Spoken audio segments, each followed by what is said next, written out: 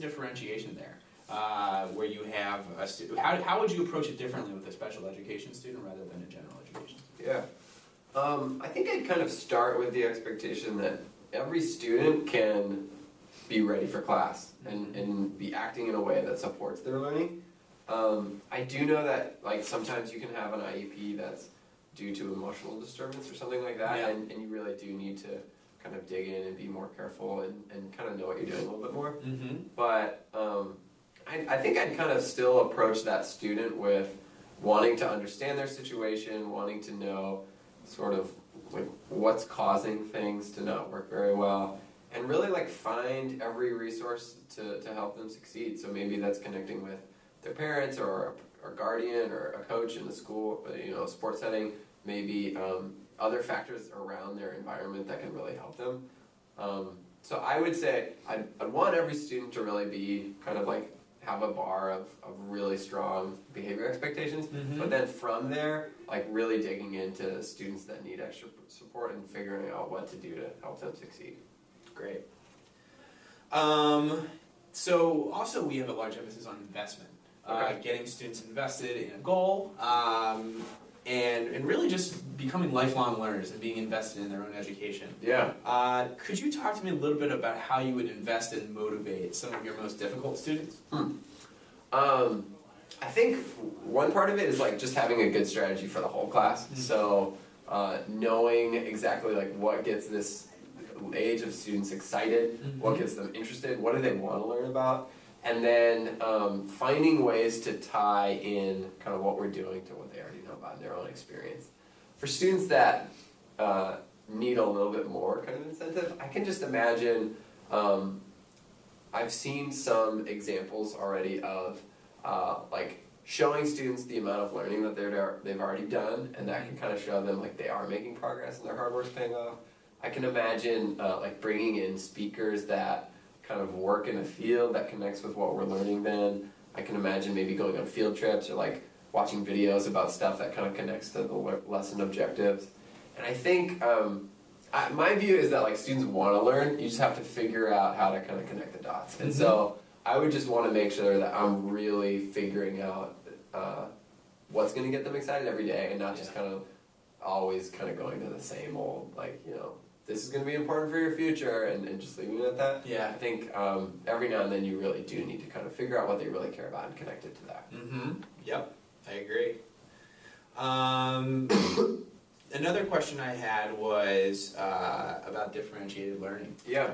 Obviously, you're going to deal with a lot of different levels of learners. I'm wondering how you would support those different levels of learners, and how you would differentiate your instruction. Yeah. I know that's just really, really important for a special education teacher, given the huge disparity of levels of students that you'll have. And so I expect I'm going to learn a lot about that in my graduate school classes. What I already know is differentiation can often be just using your plans in a way that kind of like maximizes them almost. So a good set of plans that allows for enrichment questions if a student finishes early, and then also having accommodations kind of built in, so that it's not like you're planning 3 different lessons every day, but you're thinking about each student that you have and kind of where they are and what scaffolding they're going to need to access the lesson for the day.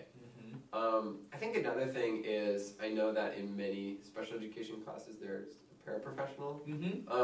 So that's another resource I think I would really want to utilize in making sure that, if we're doing centers, I'm really thinking about grouping students so that what they're working on is something they can all really benefit from, and my paraprofessional and I are both kind of maximizing our time in the room so that there's no like sort of hold time. It's not like anyone's in like a holding pattern waiting for like their learning to happen, but we can really make sure every kind of minute in class is purposeful for each student.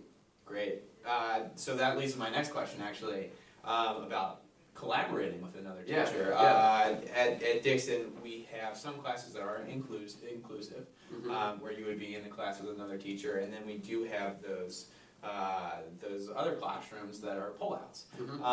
Can you talk to me a little bit about how you think you would collaborate with that paraprofessional and then co-teacher in those settings? Yeah. I mean, I think the first thing is I just really want to come with a posture of kind of humility and recognizing I'm a new teacher and that I can learn a lot from anyone at that school. I think another thing is really making sure we're kind of on the same page about like what we want students to know, so that we can both be creative about maximizing kind of our time in there. Yep. I think another thing is just really approaching things with the attitude of like doing whatever it takes. So I imagine in some rooms I'll do something, and I don't just want to assume that that's going to kind of be what I do in every single class. Like I know it might be a little bit different depending on my different co-teachers or my paraprofessional in different classes. And I would just really want to be flexible and really kind of thinking about like what are the most important things for us to be doing, how can I contribute to that, and just equipping myself to add as much to that class as I can. I think another thing is I know that there's just a lot of different, like at a school there's just a lot of different people and a lot of different ways of doing things, so I would just really want to try and build relationships and have strong relationships with anyone that I'm working with, so that you know, if we do have a misunderstanding or it doesn't go the way we want it to, we can be honest with one another and kind of trust each other and really know we're kind of on the same team at the end of the day. Great, that's a great answer. So this leads to, and this is the last segment of the interview. I wanted to talk to you a little bit about a lot of special education teaching requires great organizational skills because there's a lot of paperwork.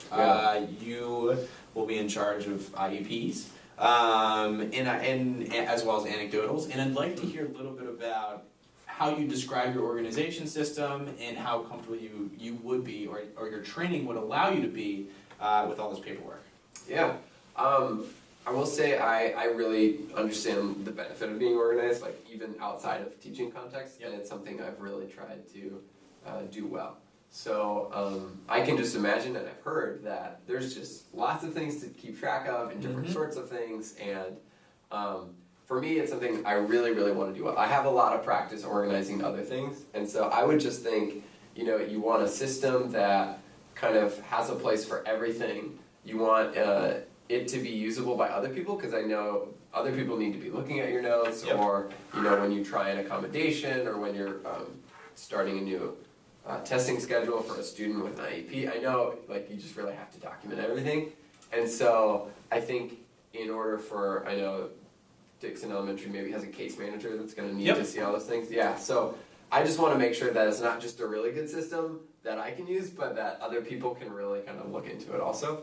I think another thing about organization is I would just want to make sure that I'm kind of like using best practices. So I've done things a certain way, and I'm sure I'll kind of have ideas as to how to get things ready for an IEP and different lesson planning and differentiation, and if your school's doing RTI, I know that's a big important special education initiative right now. So I'm sure I'd have instincts about kind of how to do all those things, but I'd also want to learn from people that do it really well, kind of best practices of organization, because I know it's something a lot of special education teachers are thinking about, and I'm sure I'll learn a little bit of that summer, but I just want to continue to get better at it because I've heard it's just really, really important. And does Teach for America provide training on how to do this paperwork? Yeah. I know that during Institute, I'm going to be at a school that has a special education emphasis. Great. And I've heard there will be sessions around facilitating an IEP meeting, doing formal assessments, maybe leading RTI or implementing RTI at a school. And I think they're going to do everything in their power to help me be totally prepared from the first day of school. Great. So I know I'll have a program director also who has experience and a background and will be able to help me if I do have questions. So I feel like Teach for America has given me a lot of kind of training beforehand and then support as I go on through the year teaching. Yeah, it sounds like you guys have a through the training and then with the program director. I'm really excited. I think it'll be really helpful. That's great. Well, Mr. Mann, we're about at time. I wanted to see if you had any questions for me as we wrap up. Yeah, I guess one question would be, can you tell me a little bit about just the structure of special education at Dixon Elementary right now? Kind of like the teachers that you have and what they're doing. Yeah, right now we have a veteran case manager. She's been at Dixon, geez, about 10 years now. Okay. And we have 3 other special education teachers, obviously looking to bring on a 4th. You would be working with 3rd and 4th graders specifically. Okay. And most of that work would be actually supporting a teacher, in the classroom, because we actually do have a lot of special education students who are included in general elementary classes. So we have a pretty strong structure in place. You would be working very closely with that case manager because we do need to develop a lot better organizational systems. Yeah. So you'd be working very closely with her and also collaborating with the other special education teachers. Neat. One last question. What are you kind of looking for? I imagine, you know, you hire a lot of people, and Yeah. I'd love to hear, what are you looking for when you're hiring a special education teacher, Yep. given kind of the unique challenges that they face? Yeah, that's a great question. I would say, like we talked about, I look for someone who's organized. Okay. Because I've seen that really, when I hire an organized candidate, I know that I'm hiring an efficient candidate and someone who's going to be effective in the classroom. I look for someone who's going to bring a level of patience as well as just a dedication to the students because, like you said, there are a lot of challenges working with special education students, and I look for someone who understands that. Yeah. And I look for someone that can build relationships with kids as well as their families because they want to make their kids lifelong advocates and lifelong learners. Yeah. What else do I look for? I look for someone who's just hardworking. I like, my favorite teachers are the ones who are the first ones to school and the last ones to leave because they're working so hard because they really care about their students. Yeah. So I'd say those 3 things, organizational skills, just like that level of dedication to the students and just that work ethic Huh. are the 3 things I really work for. Cool. Cool. Yeah. Well, I appreciate it so much. I'm excited about special education. I know it's so important, Mm-hmm. and I really appreciate kind of hearing a little bit more detail about your school, and I'd love to play a part there. Great. I will be in touch. Thanks so much. Thank you Mr. so Man. much.